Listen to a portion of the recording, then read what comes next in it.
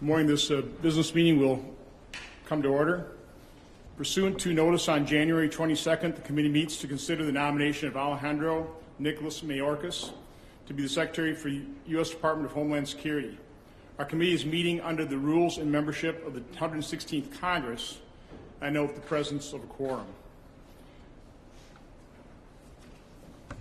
During my 6 years of chairmanship, there were, I'll just say, more than one occasion where a nominee was presented to me into this committee where the nominee had some issues.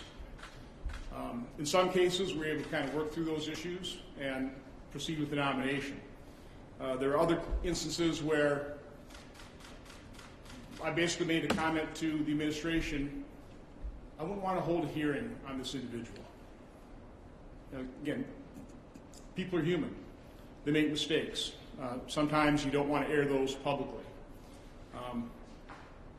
Although I had a good working relationship with Mr. Mayorkas as Deputy Secretary, we held his initial hearing for his Deputy Secretary role prior to an Office of Inspector General report on his involvement, his intervention, I would call improper intervention, in this EB-5 visa issues related to politically connected individuals, people like Anthony Arado, Ed Rendell, Senator Harry Reid, Governor Terry McAuliffe. At that point in time, it was Chairman Carper decided to hold the hearing even before that report came in, and Mr. Mayorkas was confirmed, I think, largely on a party line vote. The sad fact of the matter is the Office of Inspector General did issue a report, and it's far from pretty. I just want to read a couple segments of the just opening letter. In our hearing on Mr. Mayorkas' nomination, I entered both the Office of Inspector report in the record as well as a letter with about 130 pages of supporting documentation from Senator Grassley, who's been doing oversight of this since 2013. Regarding Mr. Mayorkas' intervention, the cover letter of the Office of Inspector General's report says his intervention in these matters created significant resentment in USCIS. The resentment was not isolated to career staff adjudicated within the EB-5 program. They're talking about in their investigation more than 15 employees were part of whistleblower complaints. And they say that the number and variety of witnesses is highly unusual. It is also quite unusual that a significant percentage of the witnesses we interviewed would talk to us only after being assured that their identities would remain confidential. Being a whistleblower is seen to be hazardous in the federal government, and a typical investigation would have perhaps one or two. This investigation had 15. Now, so many individuals who were willing to step forward and tell us what happened is evidence of deep resentment about Mr. Mayorkas' actions related to the EB-5 program. The letter goes on. Their allegations were unequivocal. Mr. Mayorkas gave special access and treatment to certain individuals and parties. They told us he created special processes and revised existing policies in the EB-5 program to accommodate specific parties. According to employees, but for Mr. Mayorkas' actions, the career staff would have decided these matters differently. Employees felt uncomfortable and pressured to comply with managers' instructions that appeared to have come from Mr. Mayorkas or those working directly for him. Again, these comments were not from one or even a couple of disgruntled employees with axes to grind. Rather, these were from individuals throughout the ranks of USCIS in different locations, engaged in different functions, with different experience levels. Further on in the report, on pages 12 and 13, it describes that on April 2nd, 2010, Mr. Mayorkas distributed a memorandum to provide guidance to staff on avoiding or preventing situations that could give the appearance of preferential treatment. According to that memo, each USCIS employee had the duty to act impartially in the performance of his or her official duties. It went on to say that a USCIS employee could violate the prohibition against preferential treatment in a number of ways, one of those being meeting with certain stakeholders to the exclusion of others. That's exactly what Mr. Mayorkas did. He violated his own guidelines when he provided preferential intervention for these politically connected individuals for EB-5 visas. in a letter that I received from Senator Grassley to Mr. Mayorkas on January 15, 2021, Senator Grassley said, despite serious ethical concerns at the center of my letters, Senator Grassley's letters, excuse me, thus far I've received only vague responses from you and received no direct answers to more than 25 questions that I have asked. In testimony before this committee, Mr. Mayorkas said he'd be fully transparent and forthright. It doesn't sound like he's been that way with Senator Grassley. Further in this letter, Senator Grassley goes on to describe a draft decision that was prepared by USCIS Administrative Office's Appeals Office, the AAO, involving Gulf Coast. That was a business that had involvement with Anthony Rodham and Terry McAuliffe, I believe. That was not initially favorable to the company, according to whistleblowers who spoke with Senator Grassley's office about his involvement with reshaping the AAO draft. At one point, Mr. Mayorkas allegedly said the decision, quote, "Give it to me, I'll write the effing thing myself."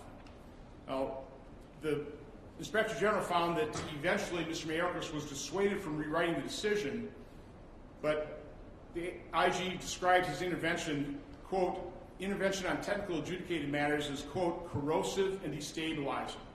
An official told the OIG that one participant in a meeting with you where the AAO's decision was discussed was, quote, reduced to tears. Now again, my preference would have been not to air this dirty laundry publicly. I would have hoped that President Biden would have had better sense than to nominate and carry forward with the nomination where you had some real serious issues here that this simply can't be ignored. So again, I believe the President should get the cabinet members he or she wants, even if I may disagree with them on certain policy issues. But it is our job as members of this committee to approve nominees that have, quote, the necessary integrity and affirmative qualifications by reason of training, education, or expertise to carry out the functions of the office, unquote.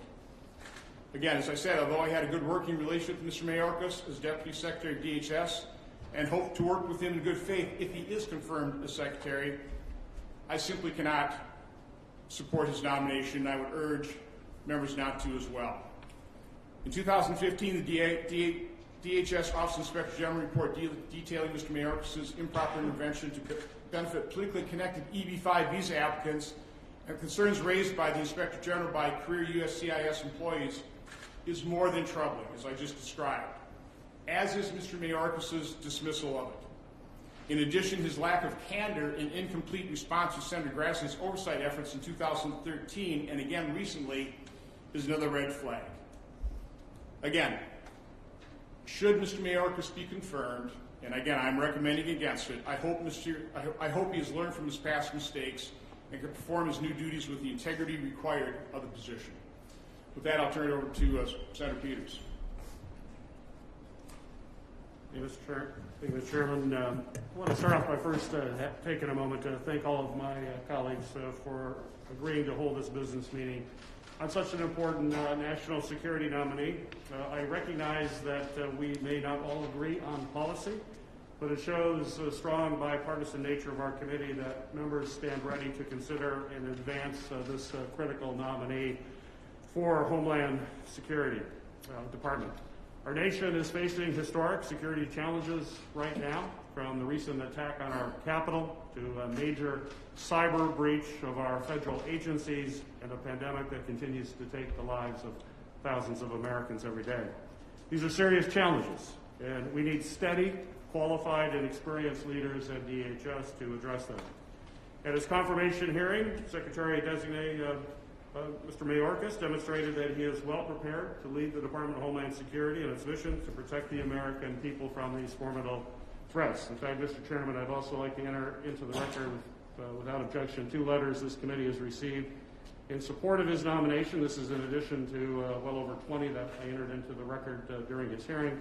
The first is from former acting DHS Secretary Kevin McAleenan, and the second is from Keith Ashdown, former Republican staff director for this committee, that speaks to his qualifications. Objection.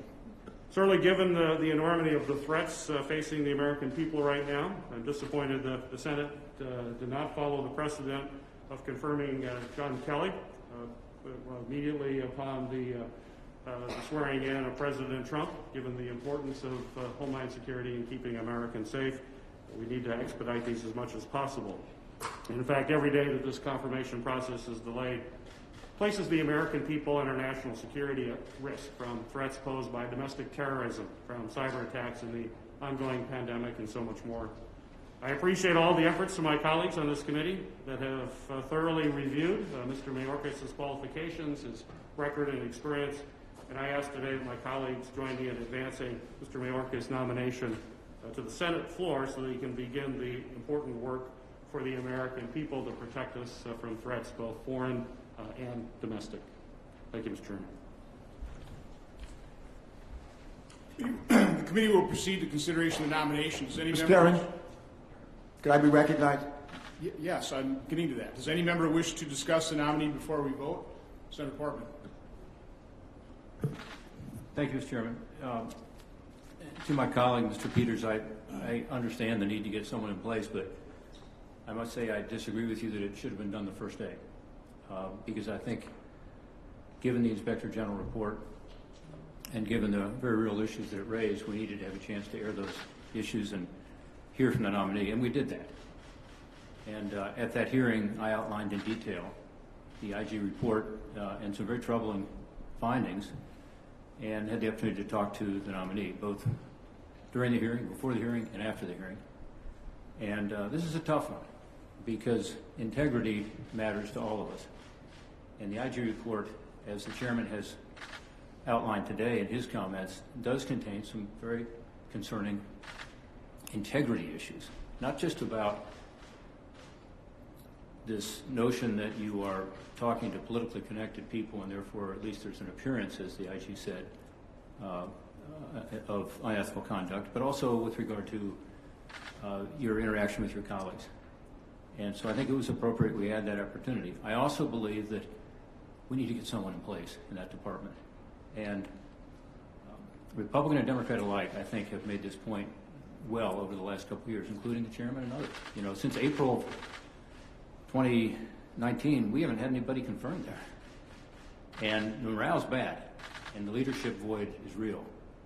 And so I think it's very important we have someone in place who's accountable. And second, I do know Mr. Mayorkas a little bit because, remember, after none of us voted for him on our side of the aisle, including me, because the IG report was pending, he became Deputy Secretary. And as the Chairman has said, the Chairman worked with him, I worked with him. I found him to be someone that did listen to both sides. And in terms of policy orientation, I found him to be, as compared to other officials in the Obama administration, actually, more toward the middle, to be frank with you.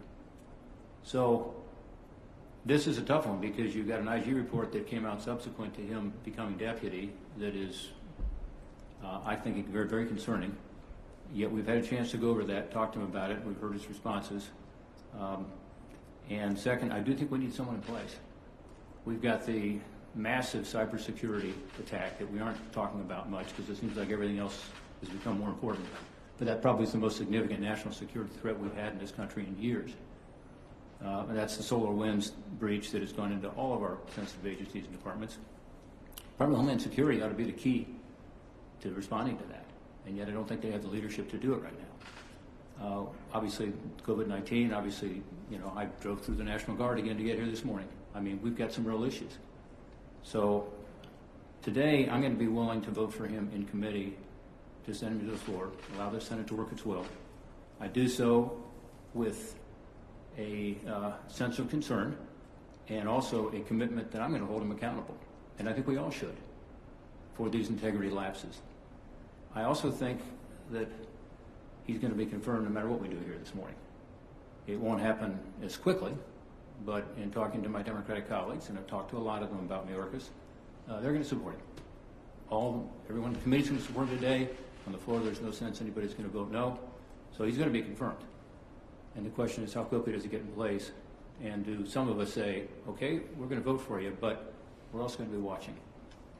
And we're going to be sure that you keep the commitment you made to us in the committee hearing to learn from the mistakes that were made and pointed out in the IG report, and to become a better leader. Thank you, Mr. Chairman. Senator Carper. Colleagues, I've had the honor of being a member of this committee for 20 years now, since I first came to the U.S. Senate. 2 decades later, I remain convinced that the work we do on this committee and the nominees that we confirm must have integrity, relevant experience, and a sense of honor to handle the most pressing challenges we face as a nation. The Department of Homeland Security is an agency, as we know, with a budget of over $50 billion and a workforce of some 240,000 men and women. They are charged with several critical missions. Its agencies protect our country from ever-evolving domestic and foreign threats, respond to national disasters, and secure our critical infrastructure, protect us from hybrid cyber attacks. Now more than ever, it's critical that this department, others have said this, but this department needs qualified leadership. We have seen executive branch Swiss cheese in this department for years now. One acting director, one acting secretary after another. It's got to stop. It's got to stop. The department's been without a Senate-confirmed leader for almost 2 years. From the clear and present threat of domestic terrorism to responding to, as Rob has just said, the solar wind cyber breach, to helping distribute the vaccine, there's no shortage of work to be done. There's a lot of work to be done. The American people deserve a capable leader at the helm of the department. I believe that leader is Ali Mayorkas. Ali represents the best of this country. Born in Cuba with his family, came here as a refugee, fleeing the Castro administration. He's a man of integrity, a man of principle, with an incomparable work ethic. And what's more, I think he might be the most qualified nominee we've ever been asked to consider to lead this department. He has served admirably as his deputy secretary, as the head of USIS, and as the head of the largest agency. In those roles, he led the department's unity of effort initiative to boost morale. The department that had the most improvement in morale the last year of the Obama administration was this department, which he helped lead, and helped lead the unity of effort. And he shepherded through Congress cybersecurity legislation to help DHS better protect our .gov and private sector networks. Those who know Ali say he has no ideologue. He has no partisan agenda. He will work with Democrats and he will work with Republicans, and he will work with staff and he will work with members. He's thoughtful, policy-minded public servant who has spent much of his career improving the Department of Homeland Security. That's one reason that 4 former secretaries of Homeland Security, Democrat and Republican, have encouraged us to confirm him swiftly.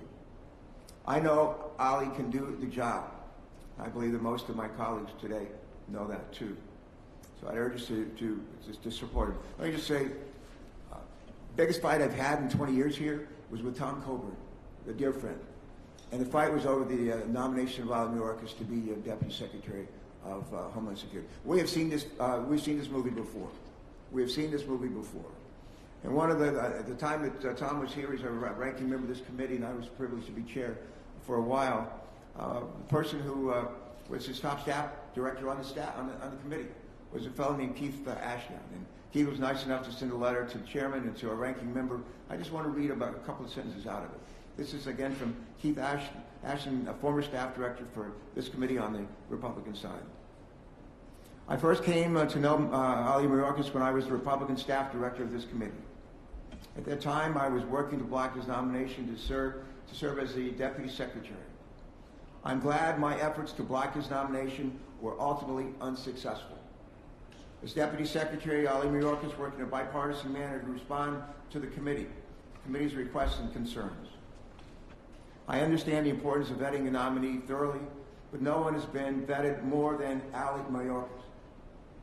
Finally, he says, I urge the U.S. Senate to expeditiously confirm Ali Mayorkas as Department of Homeland Security Secretary without delay.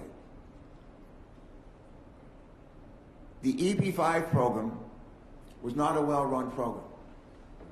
Some of the people that were responsible for running the program, if you will, bureaucrats, had the right training, the proper background to do a good job. Over time, less so. And one of the things that all of us get involved. All of us, to be honest, get involved on behalf of our constituents. And sometimes with the they're dealings with federal agencies, because we think the federal agency just misguided. And that's what Ali felt. And he changed out some people who he felt didn't have the right backgrounds, the right qualifications, and he changed it. Was he as gentle about doing it as he should have been? Probably not. Probably not, but the changes need to be made. And we heard a litany of Democrats who apparently had a dog in the fight in terms of EB-5 program. And one of the things we haven't heard is how did Harry Reid fare in that process after Ali's Mayorkas' intervention? And I don't think he fared so well, did he? No, I don't think he got what he wanted. And so I think that's an important part of the story to know as well. I don't stake my reputation on a lot of people. I'll stake it on Ali Mayorkas, and I hope you will too. Thank you. Does any other member wish to speak to this nomination? Mr. Chairman. Senator Romney. Thank you. I'd like to associate my comments with those of Senator Portman and others who've spoken. I appreciate the chairman drawing attention to the issue of integrity, and think that's a perfectly important, extraordinarily important element for us to consider. We've just endured a president over 4 years that I'll say generously had a relaxed relationship with the truth, and I think we want the highest level of integrity in positions of government. In addition to the comments that were made by Senator Portman, I would note that I had the chance to meet with Mr. Mayorkas electronically at some length and explored this issue and the times in which he intervened to benefit individuals that had been recommended by members of his own party. And he acknowledged to me that had he to do it again, he would not do what he had done in the past, that he recognized that it was an error, that it created concerns within his organization, and he lost credibility as a result of that, and that it was an error. And I've made errors in my life. I've seen others that I have had the occasion to hire acknowledge errors in their life, and people who identify those errors, recognize them, and are willing to take a different course in the future are people who I generally will support or provide the opportunity to give an opportunity to demonstrate that behavior in the future. And so, as Senator Portman said, I intend to vote in favor of taking this nomination to the floor, where I will give further consideration to Mr. Mayorkas. He and I have very different views about immigration and the immigration policies which he developed and implemented in his prior responsibilities. But I do believe it's appropriate, particularly given the extraordinary needs in our country right now, for a confirmed leader of the Department of Homeland Security to be taken to the floor. Thank you, Mr. Chairman. Does any other member wish to speak to this nomination? Senator Scott. Thank you, Mr. Chairman. I've been very clear as a member of the committee what is important to me when it comes to the position of DHS Secretary.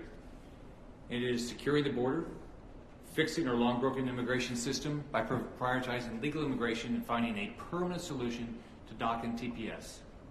I've taken TPS to the floor of the Senate twice and been blocked by the Democrats. Standing up to our adversaries around the world like Communist China and making sure that our nation is prepared to handle natural disasters. Florida is an immigration state. We love immigration, but it has to be legal. We've already seen the direction the Biden administration is going when it comes to immigration. They have paused deportations of illegal immigrants and implemented policies that will create a humanitarian crisis at the border once again, threatening American safety and depleting Border Patrol resources. They're planning to change our immigration system without any mention of border security. We know providing full amnesty to millions of illegal immigrants with no efforts whatsoever to secure the border and ensure this doesn't happen again makes absolutely no sense. If Congress wants to find genuine consensus and permanent solutions, we have to start with securing the border, protecting American workers, and implementing safeguards against bad actors and those seeking to break our laws. I cannot support nominees or policies that will erase the gains we have fought for when it comes to securing the border. Thank you, Mr. Chairman. Does any other member wish to speak to this nomination? If there is no further debate, the question is on whether to favorably report Mr. Mayorkas' nomination to be Secretary of the Department of Homeland Security. The clerk will call the roll. Senator Portman. Aye. Senator Paul. No by proxy? Senator Langford. No. Senator Romney. Aye. Senator Scott. No. Senator Hawley. No. Senator Peters. Aye. Senator Carper. Aye. Senator Hassan. Aye. Senator Sinema. Aye. Senator Rosen. Aye. Senator Johnson. No.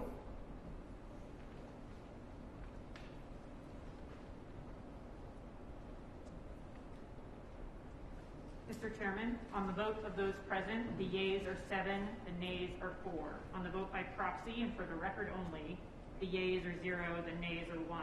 On this vote, the yeas are 7, the nays are 4, and the motion to report the nominee is agreed to. So the nominee is favorably reported to the Senate. It sounds like we're actually going to get a power sharing agreement signed here shortly. So this is obviously my last action as chairman. Let me just conclude by saying it's been a real honor and privilege to serve as chairman. I really hope we can move forward into the next Congress in what I consider the tradition of bipartisanship that this committee has always exhibited, generally exhibited. But we have enormous challenges facing this nation, and the only way we're going to solve these problems is working together. I agree with President Biden. We need to heal. We need to unify. This committee can do quite a bit in terms of helping that healing and unifying as well. So again, thank you all. Mr. Chairman, before you adjourn, can I be recognized briefly? I appreciate very much what you just said. And I want to congratulate Gary Peters as he prepares to become the chairman of this committee. I go home at night to Delaware, and got home last night. And my wife, the first thing she said, "Did you hear the news?" I said, "What do you mean?" She said, "The news about Rob Portman." I said, "What do you mean?" She said, "He's not going to run for re-election," and which is, I think, for most of us, a point of sorrow. And I had the privilege of working with him for a number of years to be a chair and ranking member of the Permanent Subcommittee on Investigations. It's a real pleasure. And those of you who know him and have worked with him know exactly what I mean. So you're stuck with us for 2 more years, pal. And let's just make the very best. Will the gentleman yield for just a moment? Happy to yield. A comment. I just note that don't be too concerned about him leaving because he's just organizing his campaign for president. This business meeting is adjourned.